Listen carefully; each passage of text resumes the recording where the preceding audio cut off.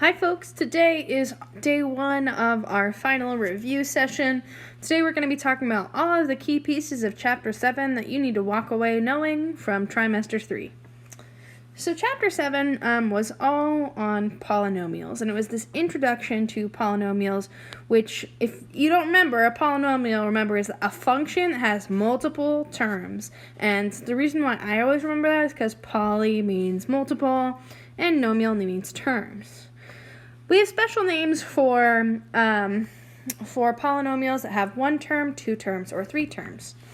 So for a monomial, we call it a monomial because it only has 1 term, all right? So monomials only have 1 term. That would be something like 5x cubed, all right? That's a monomial because there's only 1 term. A binomial, like a bicycle, has 2 terms.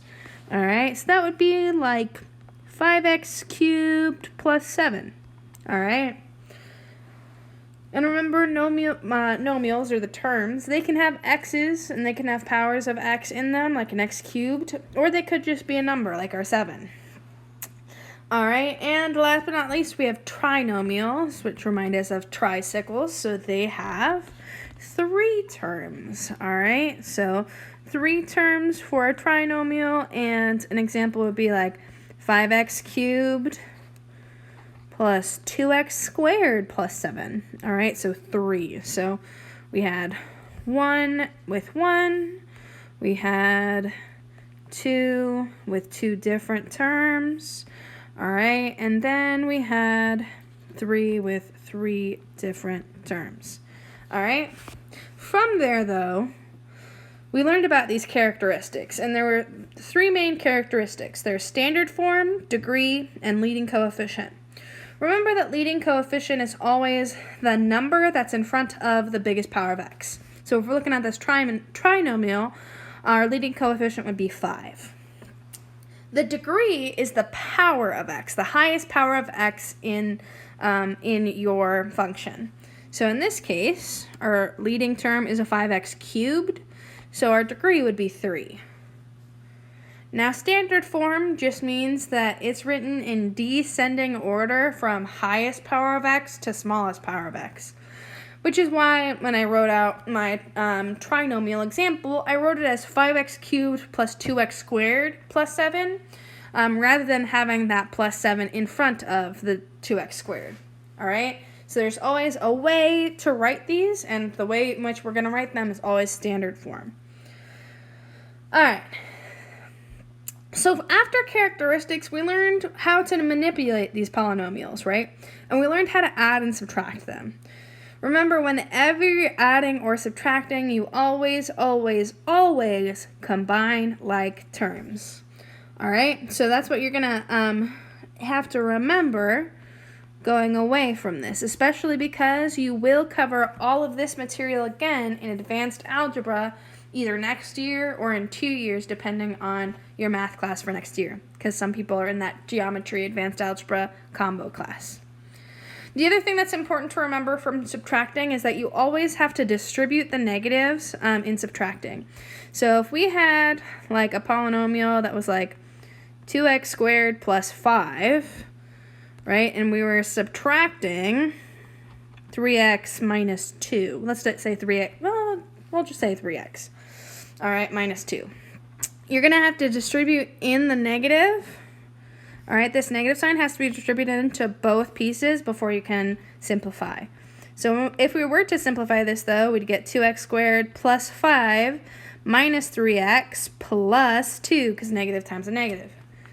Simplifying that down, remember that since we're combining like terms, if you were to simplify that, you have a 2x squared, a negative 3x, and then you have this positive 5 and that positive 2, so you'd have to add those together. So your final answer would be 2x squared minus 3x plus 7. All right, so that's the basics for adding and subtracting, which were a little bit easier to work with, only because you've had to deal with them before. Then we came up with, we got to multiplying. And multiplying was a bit longer because it took, it's just a little bit more complicated to work through. But remember, whenever you're multiplying, you always multiply the coefficients, all right? And then you go ahead and add the exponents. So you multiply the coefficients and add the exponents. So if we had like a 3x times an x squared minus 2, right? And we were multiplying these, we multiply our coefficients, so 3 times 1 gets us 3, and then we add our exponents, so x times x squared gets us an x to the 1 plus 2, or an x cubed, because 2 plus 1 is 3, all right?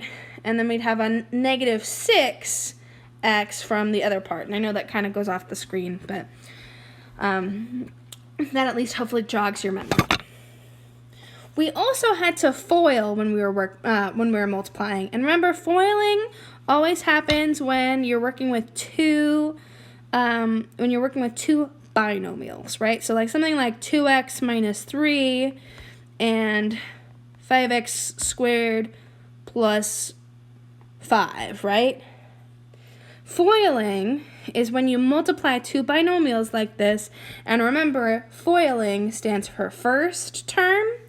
All right, so FOILing is our first two terms being multiplied.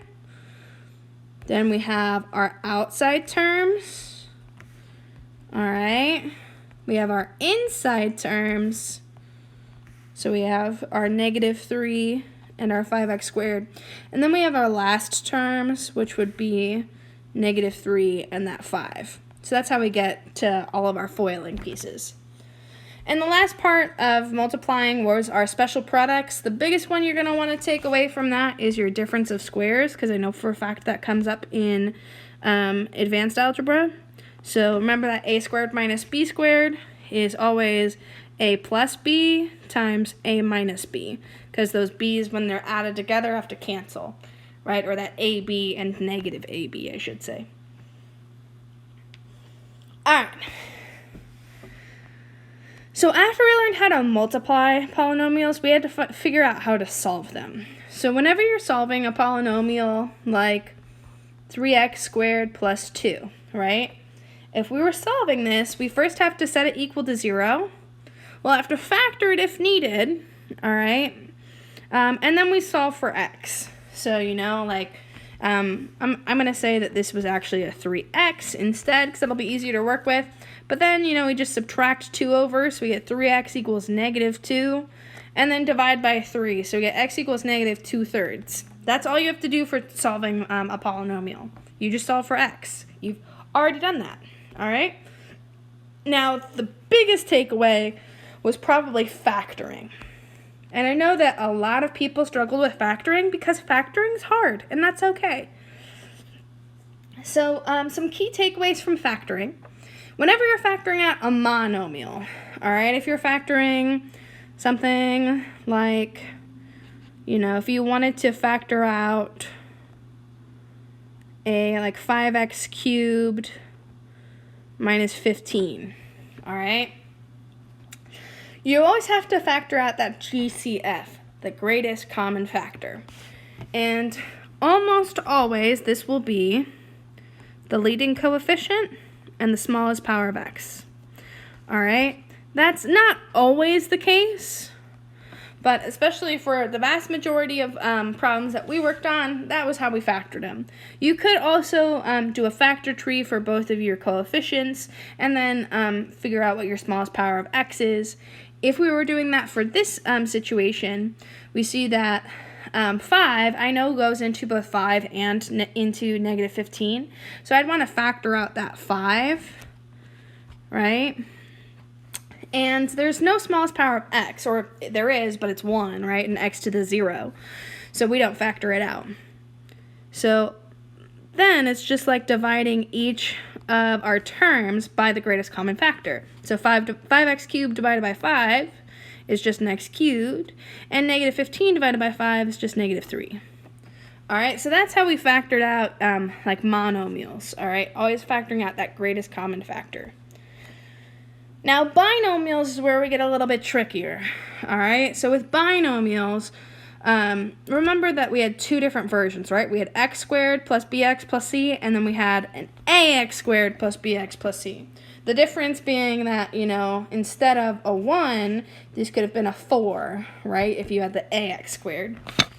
But in our x squared plus bx plus c, you always have that coefficient of 1. Your leading coefficient is always 1. In these scenarios, what you're going to do is create a factor tree of c, and then add up those factors to see which of them equal b. So then so you have to select the factors that add to be b. All right? So let's say your factors were like 7 and 2. Then you'd say x plus 7 times x plus 2. All right? So that's how you factor a binomial that has a coefficient or a leading coefficient of 1. If you didn't have a leading coefficient of 1, these are a lot trickier, and basically you have to do a factor tree for a and c, and then FOIL them to see which one works best. All right? With the factors of a and factors of c, you're going to multiply those, and then add them together to see what one equals b. All right? So that's the biggest takeaway on these ones, is that remember that you have to deal with this a and the c. They're both important when you have both of them, right? So if you have a non-1a. All right, so the last thing that we did in Chapter 7 was we learned how to do some factoring by grouping. And remember, that's when you have like 4 terms, right? Like 5x to the 4th minus 20x to the 3rd, you know, plus, I don't know, 5x squared minus 20x, all right? Something like that. This is just what I'm making up on the spot, all right? And so then we grouped our first 2 and our last 2 using parentheses. Remember, if the sign in between here is a negative, then you have to change both of the signs, all right? So if this sign is a negative, you need to change the sign inside there. All right. Well, after you break them into your groups, you always factor out that greatest common factor. All right. So again, almost always, that's going to be your leading coefficient, smallest power of x. Leading coefficient, smallest power of x. So we'd factor out a 5x cubed from our left set and a 5x from our right set. All right. So those are all of the key things from Chapter 7 that I wanted to remind y'all of. Other than that, that's all I got for you today. Make sure that you answered all of the questions throughout. And just to make sure you got to the end of the video, I'm going to put one final question in here. All right. And that final question is super important. I want to know, where would you go if you could go anywhere? I know that right now we're all pretty bummed that we're in quarantine, and that kind of sucks.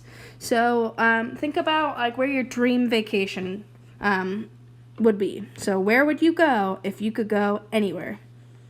All right, so that's going to be your final question in here. Hopefully you found the questions inside of this easy enough. All right, but yeah, those are the biggest takeaways from Chapter 7. Thanks for watching.